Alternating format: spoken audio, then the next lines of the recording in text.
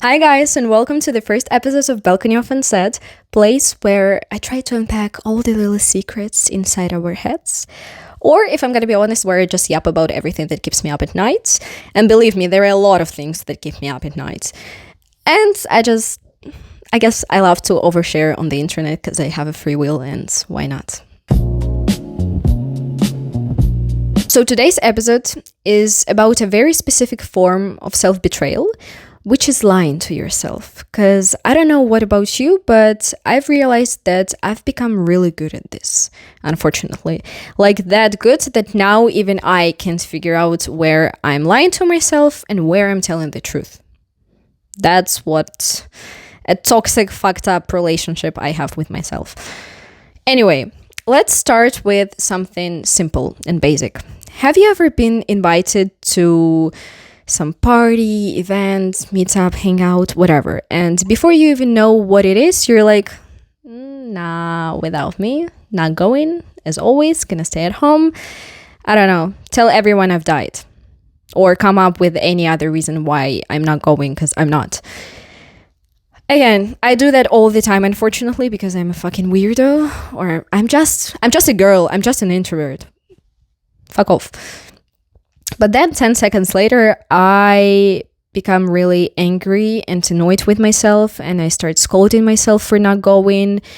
And I'm like, what the hell is wrong with you? Why can't you just go out like everyone else? You're a weirdo. You always stay at home. You're always bail on things. Like, what the hell is wrong with you? Just go. You're young. Party. Now I see why you don't have any friends. You're a weirdo. I do have friends. That's not true. Now I start arguing with myself. That is precisely the reason why I always wanted to start a podcast, because that's how my inner dialogue sounds every day, 24/7. And I just wanted you to hear it, because why not? Maybe I have to go to psychiatrist and not start a podcast, but whatever, podcast first, right? Right. Anyway, yeah, what I was talking about. That I start scolding myself for bailing on things and for not going and for being afraid.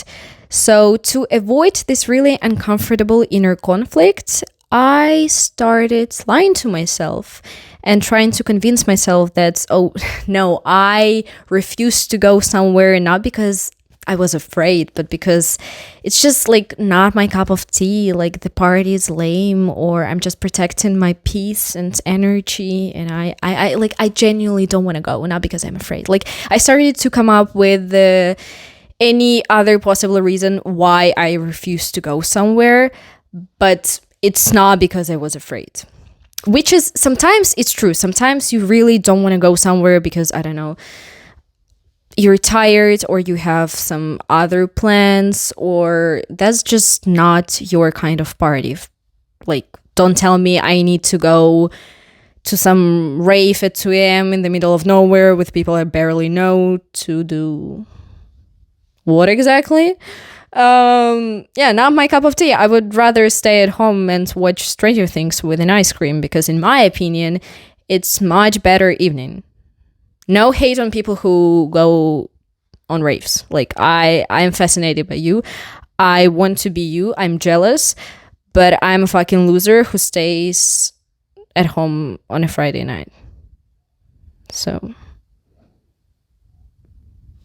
Anyway, sometimes it's the truth. Sometimes I genuinely don't want to go somewhere, or I'm tired, or any other reason. But mostly it's pure self-delusion and a complete lie. But the problem is that now, as I've become really good at lying to myself, I can't figure out where I'm lying and where I'm telling the truth. So I'm not gonna lie, I don't have like some magic solution, but here's what I've learned. And it's gonna sound really simple, but just hear me out and really think about it. Let yourself be scared. Let yourself bail, and don't beat yourself up for it. Because the more you judge yourself for being scared, the more you teach yourself how to lie, and you become better at it day by day. It's like with a child who did something he wasn't supposed to do, for example, and he's afraid his parents are gonna scold him and yell at him. So, of course, he's gonna lie to protect himself because he doesn't want to get yelled at.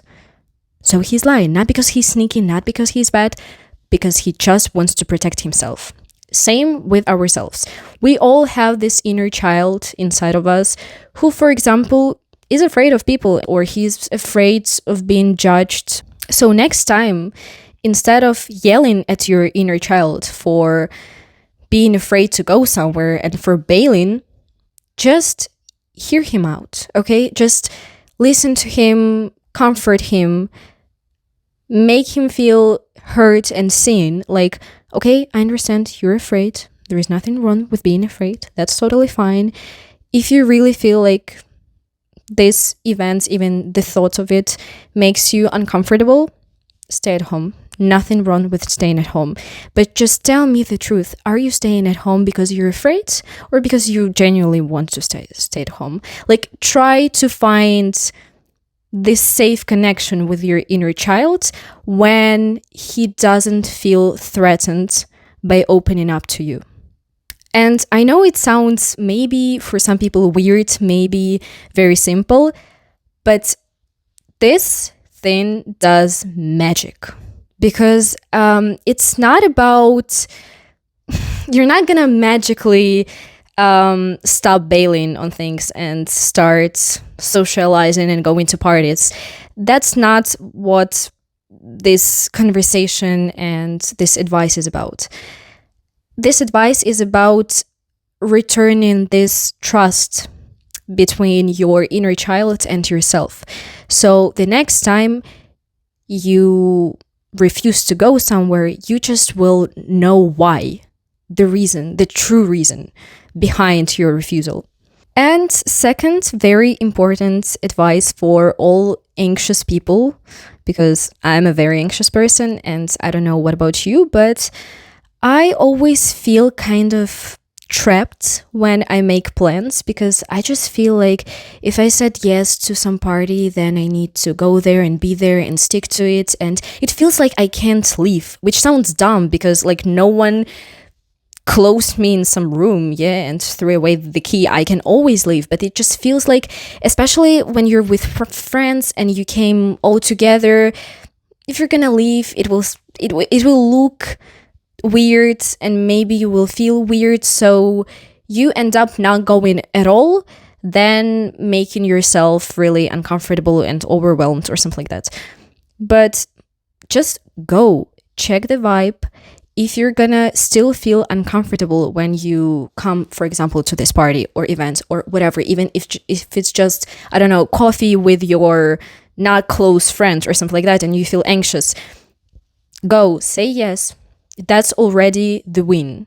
You're already doing something you're afraid of, but you're still gonna respect and honor how you feel, because you're gonna come, you're gonna check the vibe.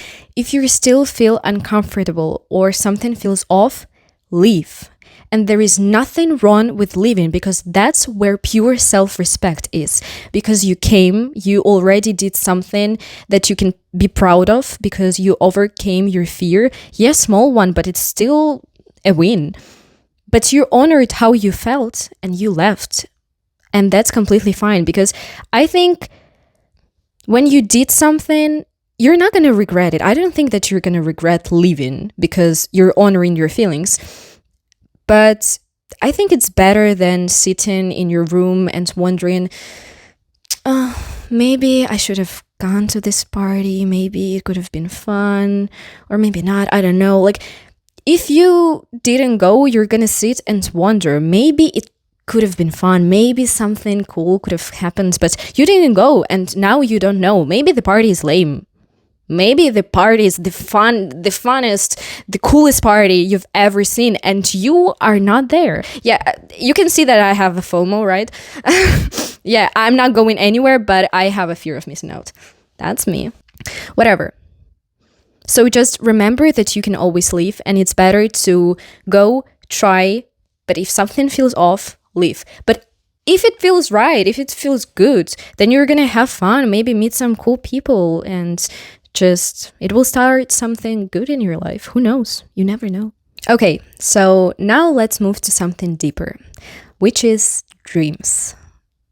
And I probably have to have some tissues because I'm gonna fucking cry. It's not that bad, probably. So, anyway, recently I had a very interesting conversation with my sister where she sent me this old text of hers where she was saying something about getting her degree in France, because that was her dream for a really long time. She always was fascinated by France. She learned French language, listened to French songs, French musicals, and so on. Like, she was obsessed. And that was her dream and her goal for a really long time. But then something changed and life changed, and there were so many events happening in her life that she kind of forgot about it. And now I ask her, like, do you still like want to do that? Do you regret not doing that? And she's like, no, like, my dreams changed and I seriously, genuinely don't want to do this now. And I started thinking about my dreams. And I realized that I used to dream all the time about everything. And honestly, I didn't have my boundaries. Like, I was dreaming about everything, which is good because, yeah, there is a huge difference between a dream and a goal. But if you have a dream, you can possibly turn it into a goal if you want. And yeah, I was pretty sure that someday all my dreams will be turned into goals and I'm gonna achieve them. And I don't know. I was so confident. I miss my old self.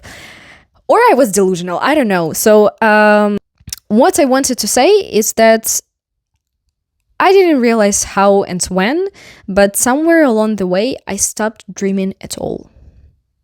Maybe it has to do with the world going crazy in the past 5 years. Maybe it has to do with becoming an adult and facing the reality, and you understand that God, life is hard, it's not that simple. But actually, I think it has to do with being scared of wanting things I knew I can't have. So I started, again, lying to myself and trying to convince myself that, oh, that was a stupid dream, that was a childish dream, oh, I didn't really want this, that was just a phase or something like that. Sometimes it's the truth, again. But in most cases, I just buried these dreams. And I had this really painful realization that I betrayed my dreams, I betrayed myself, and just tried to act like, oh, I've never had this dream. I don't know what you're talking about. Because I was too scared to try, I was too insecure to make the first move. Maybe I was just too lazy, I don't know. But mostly, I knew that I would fail 100%. So I decided to never try. Because if you never try, you never fail. That's logical. And you never will disappoint yourself or your family or your friends because you never actually tried. But yeah, lying to yourself keeps you safe, but it also keeps you small. And actually, this podcast, this balcony, is my first step of this smallness, which is really important to me. But the problem is, again, now I can't tell the difference between dreams that really faded and dreams that I just buried alive and was trying to act like I've never had them because I was so afraid of disappointments that I would have. And I just thought that I wasn't enough for it. Again, no magic solution, but what I've been trying to tell myself is that you can dream again. You're allowed to dream again. You're allowed to take this old dream of yours from trash and say, oh, accidentally threw you away. Sorry, my bad. Want to start again? Okay, maybe that sounds silly, but you got the idea. You're allowed to recognize that some dreams died not because they weren't meant for you, but because you didn't feel safe pursuing them. And you're allowed to chase your dream in your own pace, even if life has humbled you more times than you can count. And you can start fresh, even if it's embarrassing or childish or unrealistic. Please, if you have this even tiny feeling inside yourself that's, oh, this is exciting, oh, this is cool, maybe I want to do this, please follow this instinct, follow these thoughts, follow this little, fire inside of you. Because that's what life is about, doing something you want to do, even if it's childish, even if it's unrealistic, even if nobody supports you. I support you and I encourage you to do that, because, again, lying to yourself and burying your dreams, it keeps you safe because it's really comfortable, because you're not going to fail if you don't try. You're not going to disappoint yourself or anyone around you if you don't try, because you're not doing anything. But you're not doing anything. That's the problem. And it keeps you small, and you don't want to live in this smallness because it's so miserable and it's so pathetic. So please, I know how hard it is and how scary it is.